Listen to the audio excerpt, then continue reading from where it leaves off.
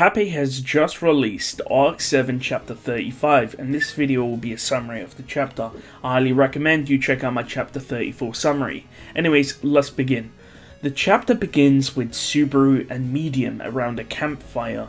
We see that Flop and Medium grew up in poor conditions, living in an orphanage where they were beaten daily by adults. They were outraged by a world where adults would beat children, and therefore decided that they would have their revenge one day. Subaru of course can't really relate, but chooses to support Medium. Medium asks if Subaru will support her even if it's revenge against the world, and Subaru agrees, but he doesn't really know what exactly that means. We see that Medium is brushing Lewis's hair, and this is what caused Subaru to ask about it, namely because Medium is very upbeat and physical, yet she took very good care when it came to Lewis, so Medium told the story about her upbringing. It was due to Medium's upbringing which allowed her to be good with kids. We also see that Medium is smiling amongst the red glow of the bonfire. Lewis actually has the same hair color as Medium, so it's almost like they're sisters. And if you include Flora, which is Flop's cross-dressed persona, then you could say that there's 3 sisters. Subaru thanks Medium since she's been such a great help. This is something Subaru believes personally. If Medium and Flop weren't present, then Subaru's march through the Empire would have been very different. "Shouldn't you be more grateful?" Those were the words that were stated by Abel this time. He was there sitting in silence. He asked Medium where she and Flop were from. His question wasn't based on the current conversation, but rather from the previous one. Medium was of course shocked to be called out. In fact, she asked Abel that he knew her name, shocked that Abel would actually remember her name.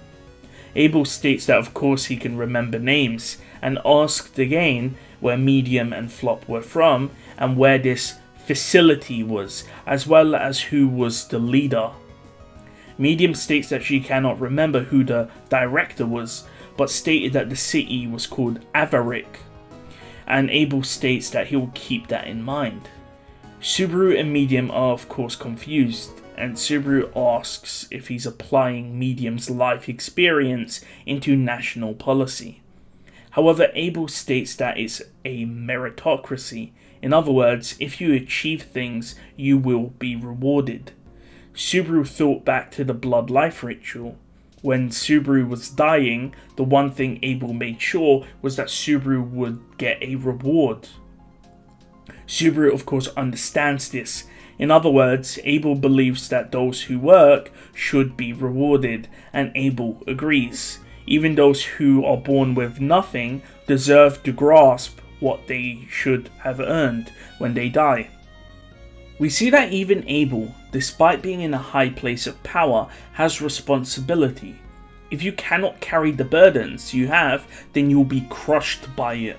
Therefore, you need self-awareness.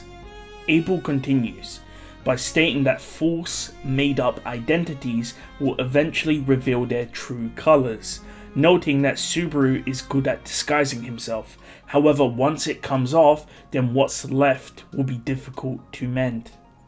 Abel continues by stating that he won't interfere with Subaru's tastes. All he wants are results. However, he can't stand having a false image as support, and eventually the foundations will tip. Abel states that he told Subaru too much, and then he left to move to the carriage.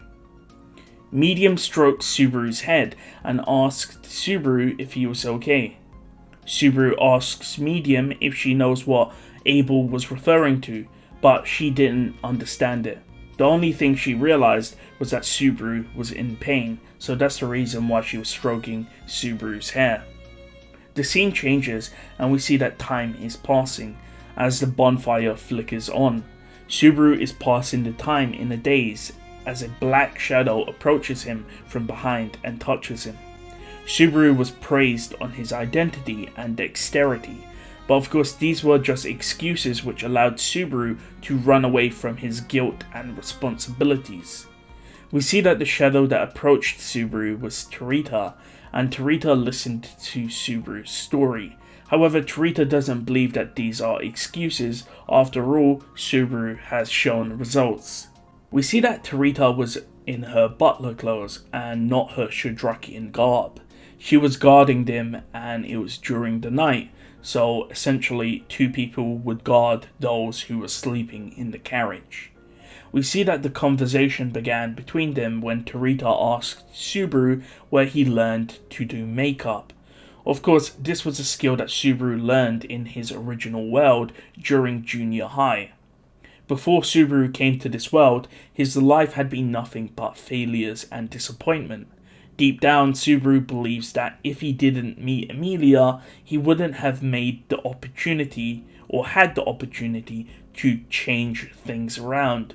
All of the encounters and happiness were given to Subaru by Emilia, which originated when Emilia saved Subaru in the alley from the 3 thugs, albeit Emilia doesn't have the memory of this incident anymore. Tarita talks about how she always hid behind Mazelda. No one doubted that Mazelda would become the chief. We see that Tarita and Mazelda are 3 years apart, however Tarita felt inferior. The things Mazelda could do at a young age were something that Tarita couldn't do. Age wasn't the only factor, it felt like there was something different between them. These words pierced Subaru's heart. Of course, this was very similar to what Rem had. Rem, who was overshadowed by her superior sister, Ram. Tarita still has doubts about being the chief, however it's a burden she will have to give an answer to eventually. After all, her sister gave her the role. However, Subaru said it's okay to run away. Tarita was of course shocked as she didn't expect that answer. Subaru reinforces the idea. If Tarita truly wants to run away, she can, and that will be okay. Tarita worries about their fighting strength if she ran away, but Subaru states that he will deal with it. As the conversation deepens, we see that Tarita is scared of making mistakes. We see that there's something weighing down Tarita. However, that was the conclusion of an untold story, as Tarita had still not formed an answer on what she should do. With that, Subaru was called on from behind. We see that Ao and Subaru were swapping the night duty. Subaru isn't happy that Lewis and Abel weren't on guard duty. But Ao states what if they were executed for having Abel serve guard duty if he was finally put back on the throne of Wallachia. Still though, Abel is arrogant. He's currently a fugitive, so his character needs to be corrected. After all, if he didn't, and he reclaimed the throne, he would have another rebellion, and this time he would lose his head. However, Ao doesn't agree with Subaru, and he doesn't want to get involved, and walks away. Subaru tells Tarita to let him know if Ao tries to sexually harass her. However, Ao defends himself, stating that it's all about intimacy and distance with whoever you're interacting with. With that, Subaru leaves them and returns to the dark carriage. There was a curtain separating the sexes, men in one half and women in the other. We also see Medium and Lewis are sleeping peacefully, and we see that Abel is sleeping. As Subaru comments that he looks weird sleeping, and that maybe he deserves a little graffiti. So, for those wondering, this is when you get like a pen and you draw on people's faces when they're sleeping. However, Abel actually responds, asking why Subaru is staring at him. We see that Abel sleeps with one eye open. However, Subaru says that this isn't a Hitman movie, and Abel states that he isn't joking about sleeping with one eye open. Subaru asks why he's doing this, does he not trust everyone? However, Abel states that a lack of attention can kill you. Subaru pointed at the carriage window, where you can see a campfire burning in the distance. Subaru pointed at it and asked, who do you think they're doing that for? Even after all of this time, you still don't trust us? However, Abel told Subaru to not try and distort his character, and told Subaru that Chaos Flame is near. With that, Subaru loosened his clothes and made sure not to damage his wig, and then he fell asleep. Chaos Flame was just around the corner.